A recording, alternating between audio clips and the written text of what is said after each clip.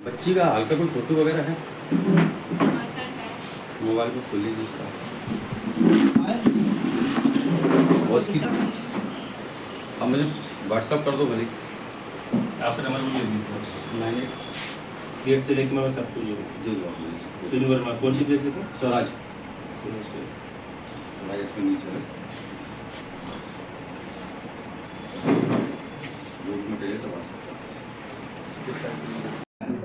अभी 27 तारीख को JRO हॉस्पिटल में एक मर्ग सामने आया था जिसमें 4 दिन की बच्ची की मृत्यु हो गई थी। उसकी मां के द्वारा तत्समय भी अपनी सास पर हत्या की शंका के आरोप लगाए थे कि हो सकता है कि सास ने कोई गड़बड़ी की हो। अभी उसमें हमने फिर PM कराया था और मौके पे और भी लोगों के स्टेटमेंट लिए थे और उसमें जब PM रिपोर्ट प्राप्त हुई है हमको आज, जिसमें क्लियरली गला दबा करके 4 दिन की बच्ची की हत्या करना पाया गया है। और फिर जब सगन शाह से पूछताछ की गई दादी से और उस एंगल से पूछताछ की गई कि ये घटना आपने ही कारित की है, तो उसने अपना इस तरह की घटना को करना कबूल किया है, जिस पर से थाना कंपू में एक 302 हत्या के धारा के अंतर्गत मामला पंजीबद्ध कर विवेचना में लिया है। जो बच्ची का जन्म हुआ था तो शायद सास उस चीज़ से रुष्ट थी और दूसरी चीज़ बच्ची जो है वो शारीरिक रूप से अपंग भी थी, तो ऐसी स्थिति में शायद सास को नागवार गुजरा और उसने इस तरह का कदम उठाया और माँ और उसके परिवार वाले शुरू से ही इस चीज़ को मान के चल रहे थे कि कोई गड़बड़ी सास ने की है। मतलब सास चाहती थी कि बेटा ही हो, थोड़ा सा उसके बारे में बताना। इस संबंध में सास से गहनता से पूछताछ की जा रही है, उसकी क्या मनोवृत्ति रही है, उसकी भी उस संबंध में भी हम जांच करेंगे, उसका इंटेंशन क्या रहा वो विवेचना में क्लियर होगा पूरा उसका।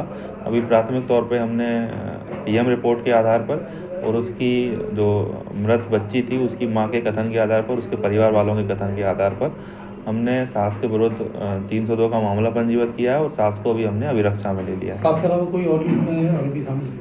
अन्य कोई आरोपी नहीं है, केवल अकेली सास पर ही उसको परिवार वालों को संदेह था और सास की उम्र लगभग 55 वर्ष होगी और वह किस मनोवृत्ति के तहत उसने ऐसे कदम उठाए उसकी जांच की जाएगी। क्या नाम है आपका? काजल चौहान। काजल, क्या हुआ है, क्या घटना हुई है काजल?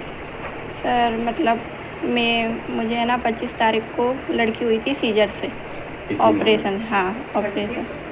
अब वो 23 तारीख को 23 को हुई थी, तो उसके है ना एक हाथ नहीं था, हैंडीकैप पैदा हुई थी और मतलब उन लोगों को क्या चाहिए था कि लड़का चाहिए था और मुझे लड़की हो गई और वो भी ऐसी। उनका कहना ये था कि एक तो तूने लड़की पैदा कर दी वो भी ऐसी, और मेरी ना कोई केयर करना ना कोई मेरी देखभाल करना। और फिर मतलब नहीं बताइए, फिर बताइए।